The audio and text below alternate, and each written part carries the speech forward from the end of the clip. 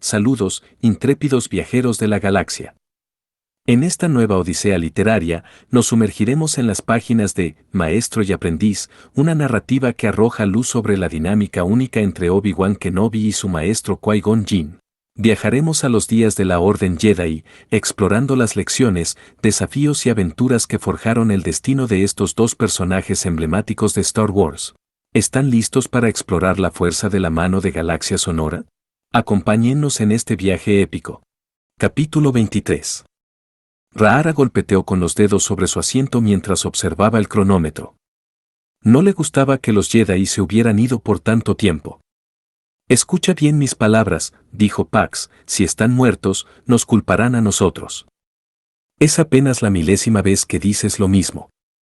Hubiera sido más fácil desechar las preocupaciones de su compañero si no las compartiera, pero 2 Jedi perdidos o muertos atraerían cuando menos una considerable atención de las autoridades, y por lo menos una de esas autoridades notaría severamente la cicatriz de su mano, lo cual llevaría a... El intercomunicador emitió un chasquido de estática antes de que se escuchara la voz profunda de Qui-Gon Jinn. «Merix. ¿Me escuchan?» Fuerte y claro, respondió Ra'ara. El alivio que la recorrió fue tan profundo que casi se podría describir como alegría. ¿Listos para su paseo? Listos. Los esperaremos en estas coordenadas. Los datos aparecieron en pantalla y de inmediato Pax se puso a trabajar para programarlos. ¿Así que estuvieron bien todo este tiempo? Nos pasamos todo el rato preocupándonos por nada. Preocupándonos y sin hacer nada. Cuando pudimos haber recolectado ópalos, por lo menos nos libramos de perder a 2 Jedi, así que deja el asunto en paz. Ra'ara se dejó caer en el asiento del piloto, lista para marchar. Un sobrevuelo a baja altura entre algunas de las colinas cercanas reveló a Qui-Gon y a Obi-Wan de pie en un pequeño claro. Estaban increíblemente polvosos y, cuando el Jedi mayor abordó el Merix, Ra'ara notó que llevaba una ramita enredada en el pelo. Aparte de eso, no parecían muy afectados. ¿Cómo lograron librarse de esa? Con frecuencia tengo que hacerme la misma pregunta, respondió Qui-Gon, pero esta vez una organización secreta nos libró de otra organización paramilitar secreta. Una suerte asombrosa, ¿no? Comentó Pax mientras levantaba una ceja. Supongo que la diplomacia o el protocolo de los Jedi impiden que exista cualquier oportunidad de que nos lo expliquen. Para sorpresa de Ra'ara, el Jedi se quedó pensativo. Él y su aprendiz compartieron una mirada. El segundo se encogió de hombros. Entonces Qui-Gon continuó. No existe ninguna regla contra ello. Además, los dos han estado buscando en esta luna durante un tiempo, así que es posible que hayan detectado indicios que pudieran aclarar un poco la situación. Pax suspiró. Ah, ¿entonces ahora también estamos obligados a ser asesores de la misión? Al parecer, los droides de protocolo proferían una queja cada 2 oraciones. Ra'ara supuso que esa era la razón por la que Pax hacía lo mismo, lo que no quería decir que le agradara. Pax, literalmente le acabas de pedir información. No pedí tener que opinar acerca de ella, respondió Pax con altanería mientras viraba la nave en dirección a sus terrenos de aterrizaje. Perdóname, dijo Qui-Gon, pero sospecho que nos dirás tu opinión sobre este y cualquier otro tema, sin importar si lo pedimos o no. Lentamente el chico empezó a sonreír. Cuando la gente hería su vanidad, empezaba a respetarla. Muy perceptivo de tu parte. Qui-Gon estudió los rostros de Ra'ara y Pax cuando terminó de contarles. Al principio, se preguntó si se guardarían cualquier cosa que supieran. Era posible que estuvieran cometiendo actos ilegales además de los que ya habían admitido y, en ese caso, tendrían la motivación para ocultar algunos hechos. Por otro lado, no percibía engaño ni reticencia de parte de ninguno de los dos. Pax simplemente parecía curioso. No obstante, Ra'ara se había retraído, como lo hace la gente que sufre un dolor. ¿Y por qué estos guardias de negro están practicando espeleología en las cavernas? Les preguntó Pax. No hay nada más que ópalos torbellino, que no tienen el suficiente valor como para motivar una operación paramilitar. Ni siquiera son tan valiosos como para motivarme a mí, y yo me gano la vida con eso. Y también están los cristales Colen, pero esos son absolutamente inútiles. A menos que los hayan confundido con Kyber. Los escudos, apuntó Obi-Wan. Sus escudos parecen inmunes a nuestros sables de luz. ¿Los cristales Colen pueden tener ese tipo de poder? No que yo sepa, aunque es un concepto interesante. Pax pareció meditarlo. Debo considerarlo. Qui-Gon ponderó la información que tenían. Ese parece el escenario más probable, que utilicen los cristales Colen en esos escudos y que esa sea la razón por la que los guardias de negro invadieron diversas cavernas. No obstante, Obi-Wan no estaba satisfecho. ¿Pero por qué molestarse con una operación a tal escala? En este momento, hay exactamente 3 personas en este sistema que tienen sables de luz. ¿Diseñar un escudo solo para defenderse de 3 personas no es una exageración? Obviamente planean distribuirlos, añadió Pax. Qui-Gon acababa de llegar a la misma conclusión, aunque no podía decirlo con tanta calma como Pax Marrofer. Un medio de protección completa contra un sable de luz. Eso podría ser una defensa poderosa. Y peligrosa si cae en las manos incorrectas. No tan peligrosa, dijo Obi-Wan mientras tomaba una toalla limpiadora y empezaba a quitarse la suciedad de la cara. Tenemos otras armas, aunque no sean exclusivas de nosotros como lo son los sables. Además, los escudos no pueden afectar nuestra conexión con la fuerza. Teniendo como aliada a la fuerza, siempre somos fuertes. Cierto, Padawan. Por desgracia, también es cierto que hoy nos acorralaron y sin posibilidad de escape. Sobrevivimos únicamente porque intervino la oposición. Algunos Jedi se vuelven complacientes e incluso arrogantes en cuanto al poder que nos da la fuerza. Ese poder es grande y profundo, pero no absoluto. Que nunca se te olvide. Después de esa llamada de atención, Obi-Wan asintió. No lo olvidaré. Pero, de todos modos, no puedo entender que se intente distribuir un arma que solo funciona contra los Jedi y que, de todos modos, no proporciona gran ventaja contra ellos. Si no nos hubieran superado tanto en número, no habrían tenido tanta ventaja. Tienes razón, concedió el maestro. Obi-Wan, que ahora estaba metido en sus pensamientos, empezó a asearse. Probablemente Qui-Gon debería hacer lo mismo. Si su rostro tenía tanta tierra como sus manos, estaba totalmente asqueroso. Sin embargo, no podía ignorar las oleadas de emoción que detectaba dentro de Rhaara. Percibió su pena y también su rabia. Pax era más incapaz de conectarse con la fuerza que casi cualquier otro humano con el que Qui-Gon se hubiera topado, si podía darse cuenta de que algo le sucedía a la chica. ¿Qué te pasa?, preguntó, y su voz era notablemente amable. ¿Rhaara? Los esclavos, dijo sin demostrar emoción. Cuando levantó su rostro de sus rodillas, las lágrimas brotaban de sus ojos. Quieren tener todavía más. No es suficiente para Xerca, cuando ya son dueños de millones y millones de seres sensibles, y de los hijos que tengan, y de los hijos que tengan esos hijos. Xerca todavía quiere más. A veces pienso que quieren ser dueños de todos los habitantes de la galaxia.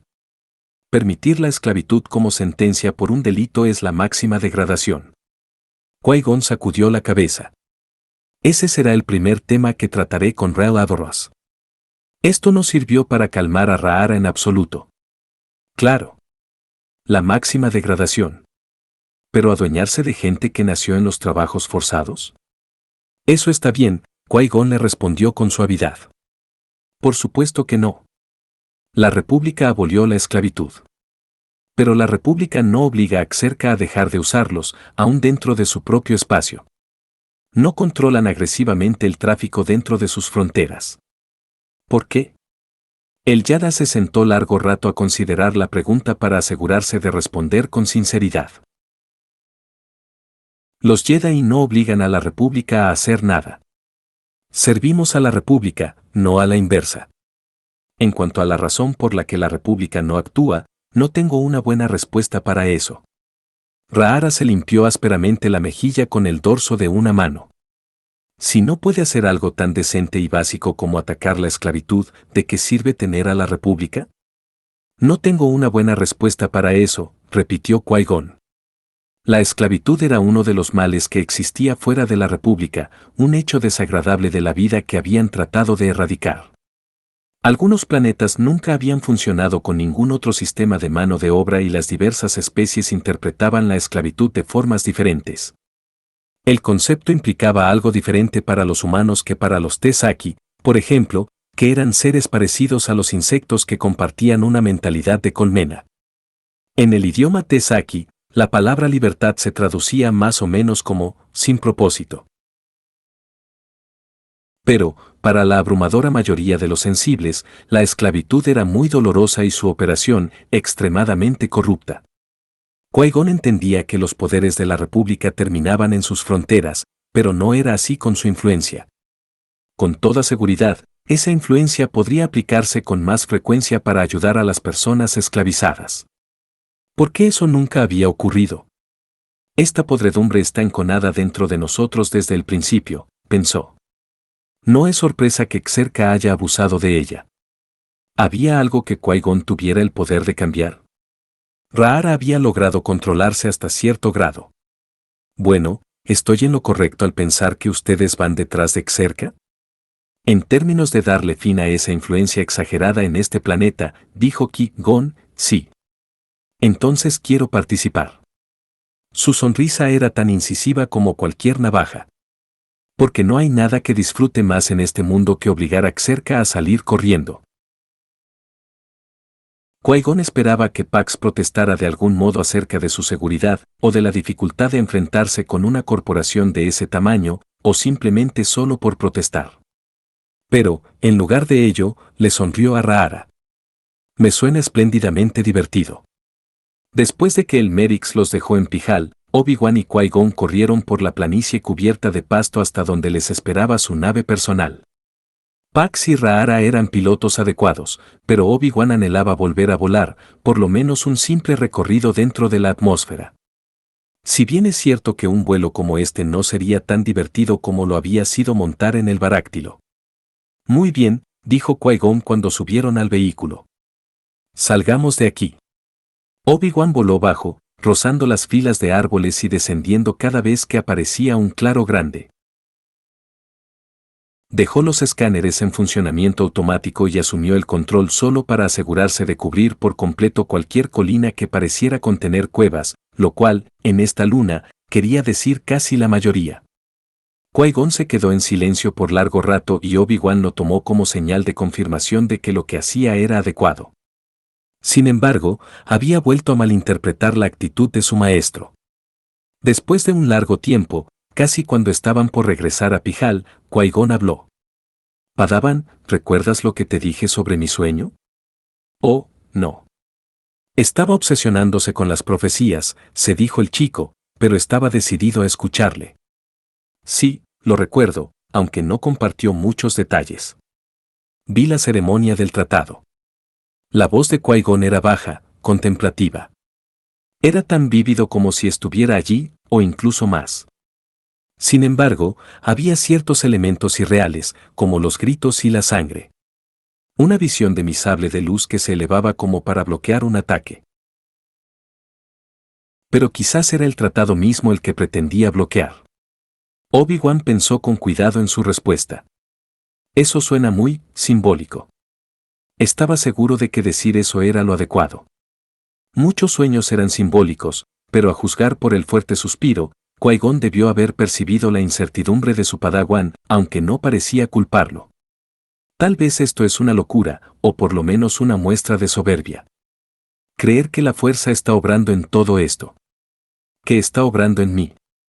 La fuerza está en todas las cosas, maestro, le respondió. Por lo menos de eso sí estaba seguro. No sé si tiene nada que ver con su sueño, pero sé que está presente, guiándonos, si le ponemos atención.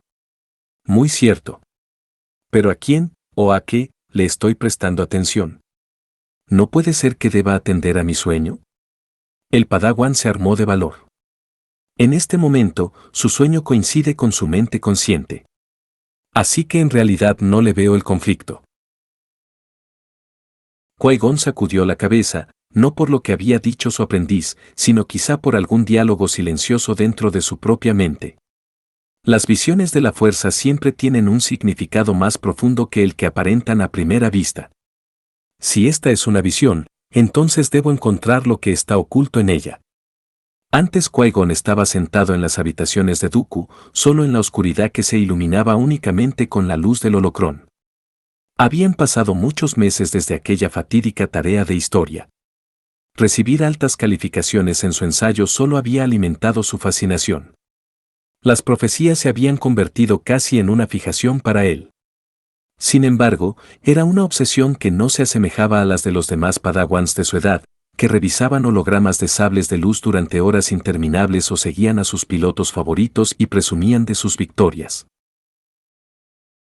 Qui-Gon nunca hablaba de ello, no por ninguna sensación de vergüenza o por sentir que cometía algo incorrecto, sino solo porque Rael le había sugerido que las opiniones del maestro Dooku acerca de las profecías y los místicos eran complicadas. De haber temido que lo descubrieran, habría sido más cauteloso. No se hubiera llevado el holocrón a las habitaciones de Dooku para estudiarlo en privado. Seguramente, tampoco se habría embelesado con las profecías tanto como para perder toda noción del tiempo hasta quedarse allí cuando su maestro regresara a casa. Cuando la puerta se deslizó, el chico volteó para saludar a Dooku como siempre y la sola expresión de su rostro le demostró que había sido un error. ¿Qué significa todo esto?, dijo Dooku, enunciando cada palabra por separado. Para ese momento, Qui-Gon sabía que lo mejor era admitir de inmediato cualquier error o duda, porque su maestro respetaba la franqueza, además de que al final siempre lo averiguaba. Es el holocrón de las profecías, maestro. Lo estudié para un proyecto de clase y desde entonces he estado, como decirlo, interesado. Dooku entró en la habitación y se quitó su túnica oscura. Se quedó mirando al holocrón sin enojo, sino más bien con una fascinación que Qui-Gon reconoció. Padawan, un conocimiento así es tentador, pero también peligroso. ¿Por qué? Sé que me dijo que el deseo de ver el futuro puede conducir al lado oscuro, pero no creo que eso sea lo que me está causando. Como con cualquier otro adolescente que tiene una obsesión, Qui-Gon insistió. Incluso me volvió un mejor estudiante. Puede preguntarles a mis maestros de historia, tanto de la historia Jedi como de la galáctica. Las opiniones de tus maestros son irrelevantes en este asunto. No conocen las profecías como yo.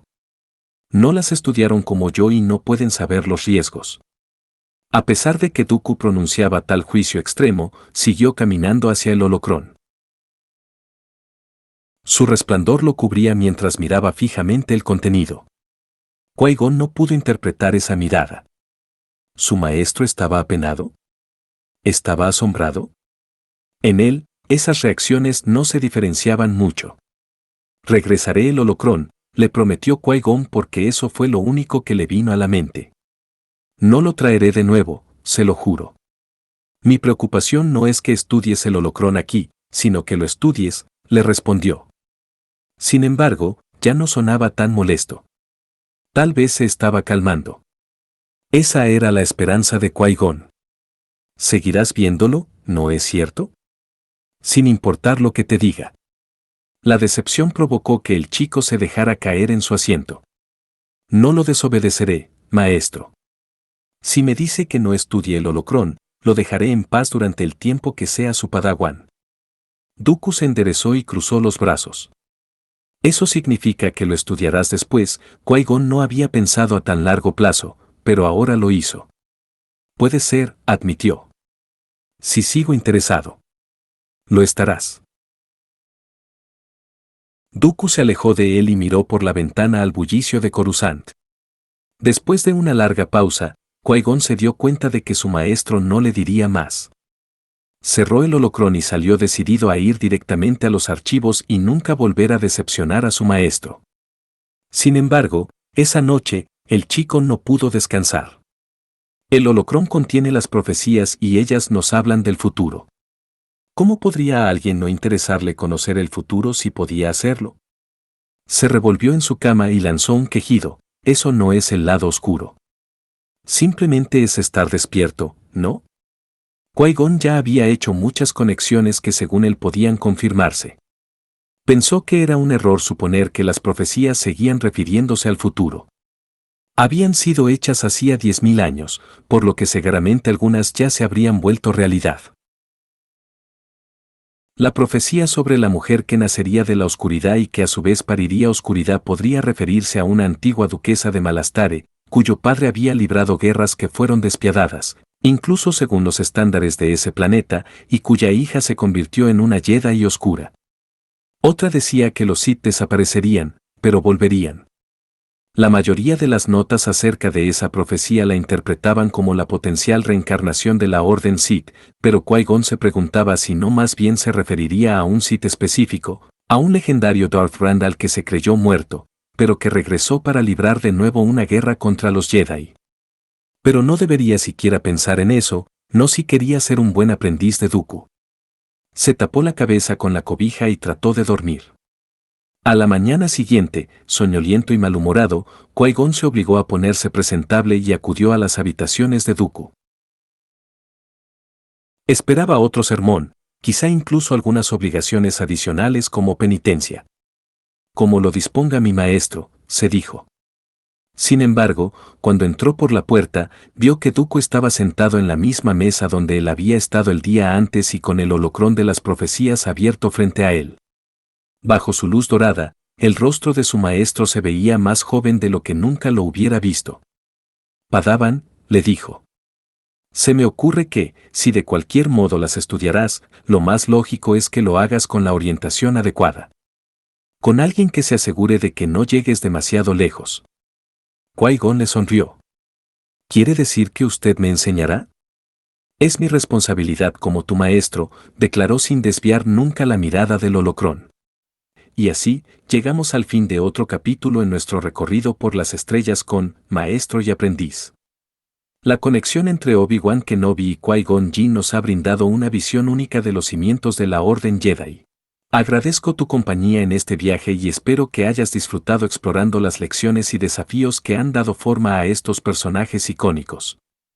Si este viaje te ha intrigado, te invito a sumergirte en más relatos en Galaxia Sonora. No olvides suscribirte y activar la campana para acompañarnos en futuras aventuras. Gracias por ser parte de esta comunidad. Hasta la próxima y que la fuerza te guíe siempre.